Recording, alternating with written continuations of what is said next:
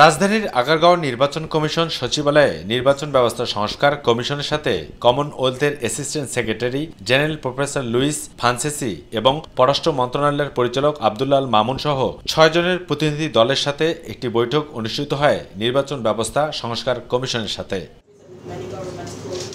বৈঠক শেষে নির্বাচন ব্যবস্থা সংস্কার কমিশনের প্রধান ডক্টর বদুল আলম মজুমদার বলেছেন, কমনওয়েলথ নির্বাচনে সহায়তা করতে আগ্রহী এবং তারা চায় বাংলাদেশে অবাধ, সুষ্ঠু ও নিরপেক্ষ নির্বাচন অনুষ্ঠিত হোক।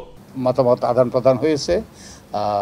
তো ওনারা চাচ্ছেন যে আমাদের দেশে একটা সুষ্ঠু নিরপেক্ষ নির্বাচন হোক এবং এই নির্বাচন সুষ্ঠু নিরপেক্ষ নির্বাচন নিশ্চিত করার ব্যাপারে ওনারা সহায়তা করতে চান।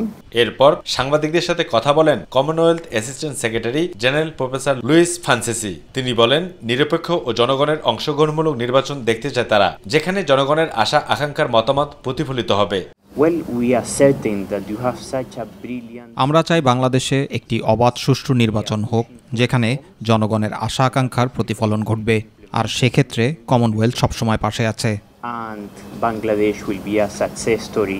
এ সময় নির্বাচন ব্যবস্থা সংস্কার কমিশনের অন্যান্য সদস্যরাও উপস্থিত ছিলেন।